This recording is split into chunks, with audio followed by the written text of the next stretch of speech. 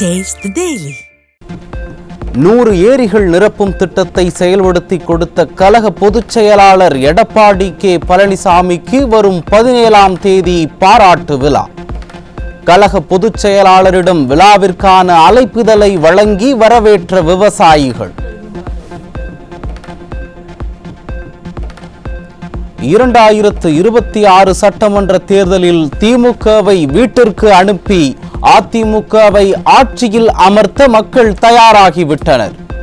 கோவையில் நடைபெற்ற அதிமுக தகவல் தொழில்நுட்ப பிரிவு ஆலோசனை கூட்டத்தில் கழக தலைமை நிலைய செயலாளர் SP வேலுமணி திட்டவட்டம். மக்கள் எல்லாம் நம்முடைய ஆட்சி எடப்பாடி இருக்கும்போது சிறப்பாக ஆட்சி பண்ணாரு, எடப்பாடி முதலமைச்சர் வரணும் ஒட்டுமொத்த தமிழ்நாட்டு மக்கள் நினைக்கிறாங்க. ஆகவே கண்டிப்பாக வருங்காலம் நம்முடைய காலம், அம்மாவுடைய ஆட்சி, புரட்சியாளர் எம்ஜிஆருடைய ஆட்சி எடப்பாடி தலைமையில் அமையும். அது எந்த மாற்று கருத்தும் கிடையாது. நல்ல கூட்டணி வரும். அதுக்கு உங்களுடைய பங்கு சிறப்பான முறையில் இருக்க வேண்டும். பொய் பிரச்சாரங்களை முறியடித்து அடுத்தடுத்த தேர்தல்களில் மக்கள் ஆதரவுடன் தொடர் வெற்றிகளை பெற்ற கட்சி அதிமுக. கழக தலைமை நிலைய செயலாளரும் முன்னாள் அமைச்சருமான SP வேலுமணி பெருமிதம். சென்னை கிண்டி அரசு மருத்துவமனையில் மருத்துவர்கள் பணியில் இல்லாததால் சிகிச்சை பலனின்றி இளைஞர் உயிரிழப்பு. அரசு மருத்துவமனையை முற்றுகையிட்டு உறவினர்கள் வாக்குவாதம்.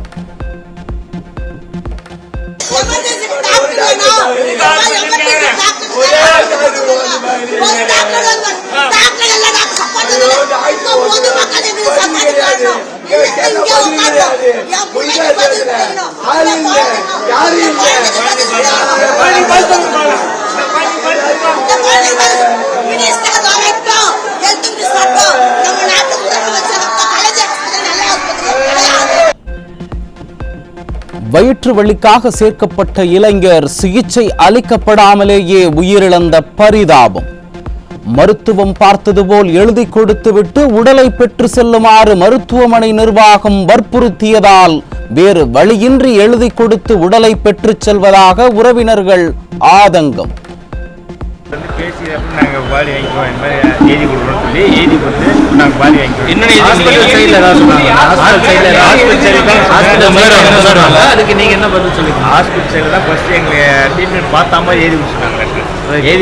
எழுதி கொடுக்க மாட்டோம். ஃபஸ்ட்டு நாங்கள் போனோம். எங்களுக்கு மன வச்சல் ரொம்ப இருந்தனால எங்களுக்கு நாங்கள் நல்ல சரி நாங்கள் எங்கள் யாருக்கும் பாடியை போஸ்ட்பான் பண்ண வேணாம், நாங்கள் எழுதி கொடுத்து நாங்கள் பாடி வாங்கிக்கிறோம். ட்ரீட்மெண்ட் பார்த்த மாதிரி எழுதி சொல்கிறாங்க. கிண்டி மருத்துவமனையில் கத்தியால் குத்தப்பட்ட அரசு மருத்துவர் பாலாஜி தனியார் மருத்துவமனையிலும் பணியாற்றுவதாக அதிர்ச்சி தகவல். திமுகவினருக்கு நெருக்கமான தனியார் மருத்துவமனையில் பணியாற்றி வருவது அம்பலம். சென்னை கிண்டி அரசு மருத்துவமனையில் கத்தி குத்திற்கு ஆளான மருத்துவர் பாலாஜி மீது மின்னஞ்சல் மூலம் புகார். தமிழ்நாடு மெடிக்கல் கவுன்சிலின் நிபந்தனைகளை மீறி இருக்கும் மருத்துவர் பாலாஜி மீது உரிய நடவடிக்கை எடுக்க வலியுறுத்தல். சென்னை தரமணியில் உள்ள மத்திய பாலிடெக்னிக் கல்லூரியின் விடுதி கட்டிடம் மிகவும் பாழடைந்து கிடக்கும் அவலம். விடுதியை சுற்றிலும் சாக்கடை கழிவு நீரும் குப்பைகளும் தேங்கி கிடப்பதால் தொற்று நோய் ஏற்படும் அபாயம்.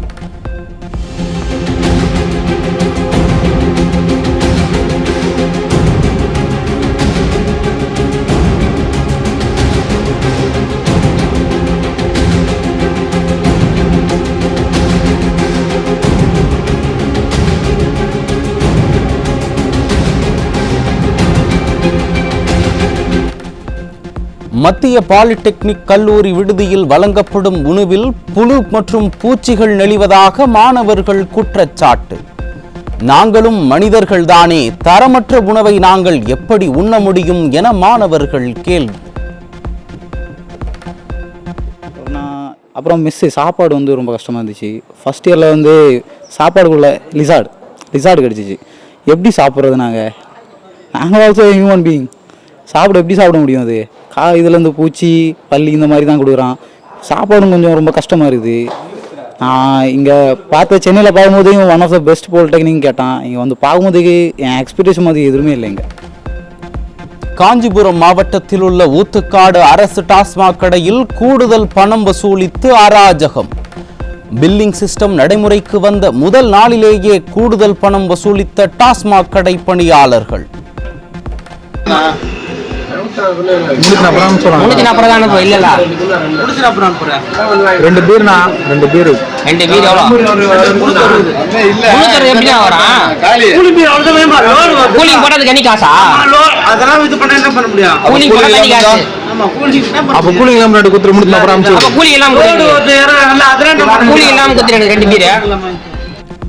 சென்னை கீழ்ப்பாக்கத்தில் 13 வயது சிறுமிக்கு பாலியல் தொல்லை கொடுத்த பிரியாணி கடை உரிமையாளர் போக்சோ வழக்கில் சிக்கினார். நிர்வாக திறனற்ற திமுக ஆட்சியில் சிறுமிகளுக்கு எதிரான குற்றச் செயல்கள் அதிகரித்துள்ளதாக பொதுமக்கள் குற்றச்சாட்டு. தமிழகத்தில் போதைப் பொருட்களை கட்டுப்படுத்துவது தொடர்பான காவல்துறையினரின் நடவடிக்கைகளை மேற்பார்வையிட சிறப்பு கண்காணிப்பு குழு தேவை. சிறப்பு கண்காணிப்பு குழு அமைக்க மத்திய மாநில அரசுகளுக்கு சென்னை உயர்நீதிமன்றம் உத்தரவு. கிருஷ்ணகிரி மாவட்டம் போச்சம்பள்ளி பேருந்து நிலையத்தில் உள்ள காலி இடத்தை ஆக்கிரமித்து கடை விரித்த திமுக கவுன்சிலரின் கணவர். கேள்வி கேட்க யார் இருக்கிறார்கள் என்ற தைரியத்தில் அனுமதியின்றி கடை அமைத்திருப்பதாக பொதுமக்கள் குற்றச்சாட்டு. திருப்பத்தூர் மாவட்டம் கந்தளி அருகே திமுக ஒன்றிய துணை சேர்மன் மற்றும் திமுக ஊராட்சி மன்ற தலைவரை கண்டித்து பட்டியல் சமூக மக்கள் சாலை மறியல் போராட்டம். பட்டியல் சமூக மக்கள் பயன்படுத்தி வந்த தொலைக்காட்சி அறையை அராஜகமாக இடித்ததால் ஆத்திரம். தர்மபுரி மாவட்டம் வெதரம்பட்டி அரசு நடுநிலைப் பள்ளியில் இடிந்து விழும் நிலையில் பாழடைந்து கிடக்கும் வகுப்பறை கட்டிடம். புதிய கட்டிடம் கட்டித்தர வலியுறுத்தி திறனற்ற ஸ்டாலின் அரசிற்கு எதிராக வகுப்புகளை புறக்கணித்து மாணவர்கள் போராட்டம். சென்னை அருகே மக்களின் பாதுகாப்பை கேள்விக்குறியாக்கும் விதமாக மீண்டும் தலைதூக்கும் ஆட்டோ ரேஸ் கலாச்சாரம். சாலைகளில் நின்று கொண்டு பொதுமக்களிடம் வசூல் வேட்டையில் ஈடுபடும் போக்குவரத்து காவலர்கள் ஆட்டோ ரேஸை கண்டுகொள்ளாதது ஏன் என மக்கள் கேள்வி. மதுராந்தகம் ஏரியை சுற்றியுள்ள நீர்பிடிப்பு பகுதிகளில் பராமரிப்பு மற்றும் சுத்திகரிப்பு நடவடிக்கைகள் இல்லாததால் முழு கொள்ளளவை எட்ட முடியாத அவலம். கும்பகர்ண தூக்கத்தில் இருக்கும் திமுக அரசு நீர் மேலாண்மையை முறையாக மேற்கொள்ளாததே காரணம் என மக்கள் குற்றச்சாட்டு. தமிழகத்தில் கடந்த 2 நாட்களில் மட்டும் மின்சாரம் தாக்கி 4 பேர் பலியான பரிதாபம். சென்னை, திருப்பத்தூர், திண்டிவனம், ராமேஸ்வரம் என அடுத்தடுத்து நடந்த மின் விபத்தால் சோகம். வேலூர் மாவட்டம் குடியாத்தம் அருகே பெண்ணிடம் இருந்து 15 சவரன் நகை பறிப்பு. ஸ்டாலின் ஆட்சியில் சர்வ சாதாரணமாக நடைபெறும் நகை பறிப்பு சம்பவங்களால் வீட்டை விட்டு வெளியவே வர முடியாத அளவிற்கு பெண்கள் அஞ்சும் சூழல். நெல்லையில் பட்டாசு வெடிப்பதில் ஏற்பட்ட முன்விரோதம் காரணமாக 16 வயது சிறுவனை அரிவாளால் துரத்தி வெட்டிய 17 வயது சிறுவன். சிறுவனை வெட்டிய போது குறுக்கே வந்த மூதாட்டிக்கும் வெட்டு விழுந்த நிலையில் படுகாயமடைந்த சிறுவன் மற்றும் மூதாட்டி மருத்துவமனையில் அனுமதி.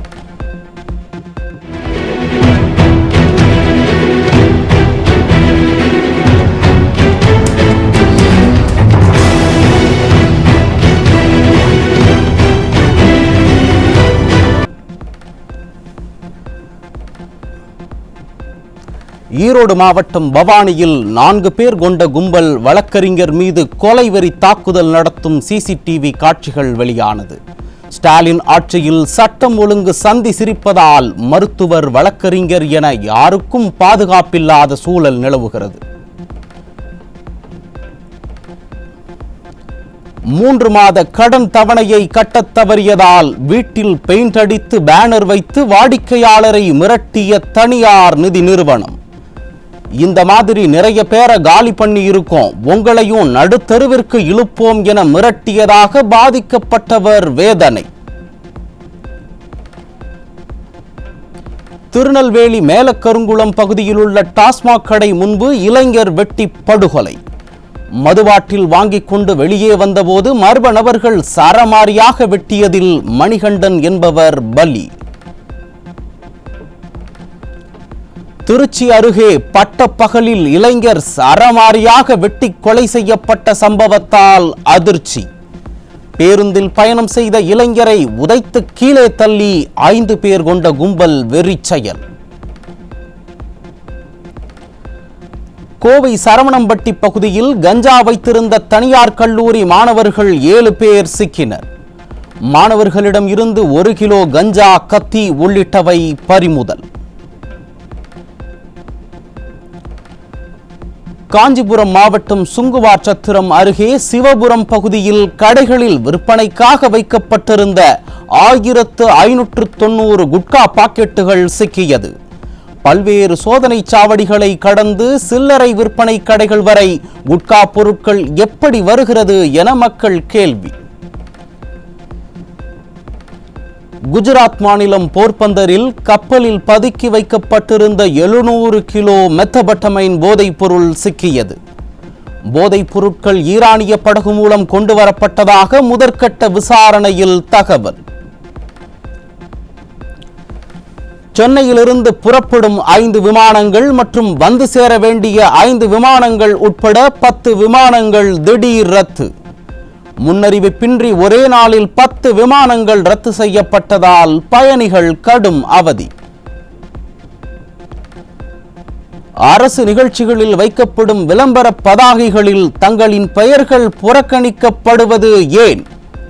நாகையில் நடைபெற்ற அரசு நிகழ்ச்சியில் திமுக கூட்டணி கட்சிகளின் சட்டமன்ற உறுப்பினர்கள் வெகுண்டெழுந்து கேள்வி. அது என்னமா தெரியல, என் பெயரும் விட்டுடுது, நாகப்பட்டினம் சட்டமன்ற உறுப்பினர் பெயரும் விட்டுடுது. இந்த டிஜிட்டல்ல நான் கேட்டா அதுக்கு பெரிய டிஜிட்டல் தான். அது ஏன் போட மாட்டீங்கன்னு எனக்கு புரிய மாட்டேங்குது. அதுக்குள்ள என்ன லாஜிக் இருக்கு? அதை சொன்னா கூட நாங்க புரிஞ்சுக்கோம். பெயர் போட்டு தான் வரணும்னு எங்களுக்கு ஒன்றும் அவசியம் இல்லை. என்ன பொறுத்தவரைக்கும் நீங்க இங்க தெருவில் ஒரு மேடை வைக்கிறதுனால எங்களுக்கு இதுல ஒரு பெரிய புகழ் வெளிச்சம் கிடைத்து விட போவதில்லை. அப்படி ஒரு புகழ் வெளிச்சத்துக்கான தேவையும் எங்களுக்கு இல்லை அடிப்படையில். எனவே அந்த பெயர் இடம்பெற வேண்டும் என்கிற ஒரு தனிப்பட்ட நோக்கத்தோடு இதை நாங்கள் சொல்லவில்லை. இதற்கு பின்னால் இருக்கக்கூடிய சுயமரியாதை என்பதை நீங்கள் கவனத்தில் கொள்ள வேண்டும். சென்னை திருவல்லிக்கேணியில் உள்ள ஸ்டேட் பேங்க் வங்கியின் பூட்டை உடைத்து கொள்ளை முயற்சி. காவல்துறையினர் ஆழ்ந்த தியானத்தில் உள்ளதால் கொள்ளை முயற்சி சர்வ சாதாரணமாக நடைபெறுவதாக மக்கள் குற்றச்சாட்டு. செங்கல்பட்டு மாவட்டம் நெம்மேலி மீனவ குப்பத்தை சேர்ந்த மக்கள் கடலில் இறங்கி போராட்டம். கடல் நீர் குடியிருப்புகளில் புகும் அபாயம் உள்ளதால் தூண்டில் வளைவுகளை விரைந்து அமைக்க கோரி கோஷம். கள்ளக்குறிச்சி அருகே எலராம்பட்டு கிராமத்தில் கிராம மக்கள் நாற்று நடும் போராட்டம். சேதமான சாலையை சீரமைக்க கோரி திமுக அரசின் மாவட்ட நிர்வாகத்திற்கு வலியுறுத்தல். செங்கல்பட்டு மாவட்டம் கூடுவாஞ்சேரி அருகே விற்பனைக்காக பதுக்கி வைத்திருந்த 73 கிலோ குட்கா சிக்கியது. திமுக அரசின் காவல்துறை மீது அச்சம் இல்லாததே போதைப்பொருள் புழக்கத்திற்கு காரணம் என குற்றச்சாட்டு.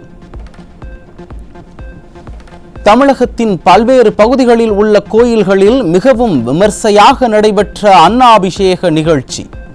திரளான பக்தர்கள் பங்கேற்று சுவாமி தரிசனம்.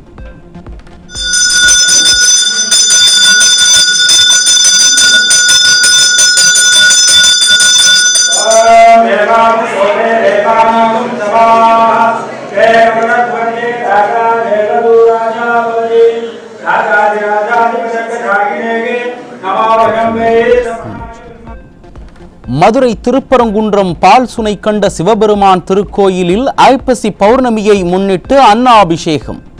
ஏராளமான பக்தர்கள் கலந்து கொண்டு சுவாமி தரிசனம்.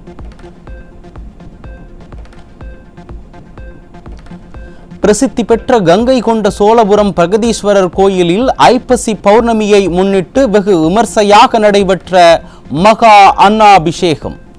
திரளான பக்தர்கள் கலந்து கொண்டு தரிசனம்.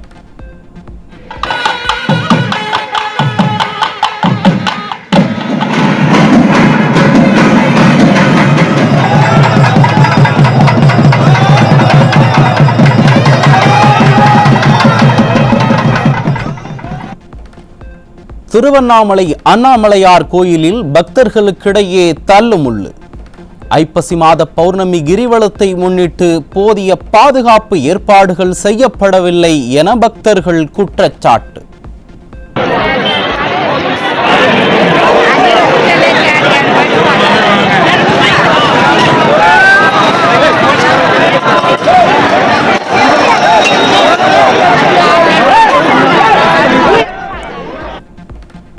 மயிலாடுதுறை காவிரி ஆற்றில் துலா உற்சவ தீர்த்தவாரி கோலாகலம்.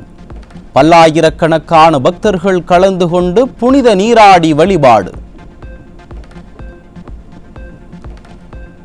மயிலாடுதுறை மாவட்டம் திரு இந்தலூர் பரிமள ரங்கநாதர் கோயிலில் திருத்தேரோட்டம் கோலாகலம்.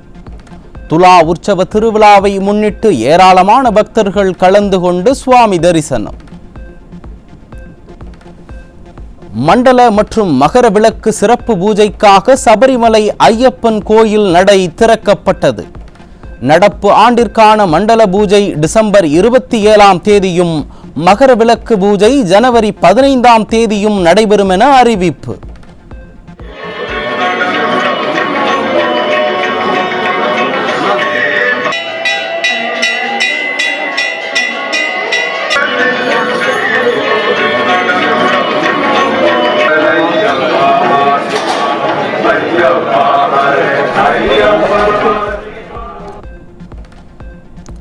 நியூசிலாந்தில் மாவோரி மக்களுக்கு எதிரான சட்ட திருத்த மசோதாவிற்கு கடும் எதிர்ப்பு.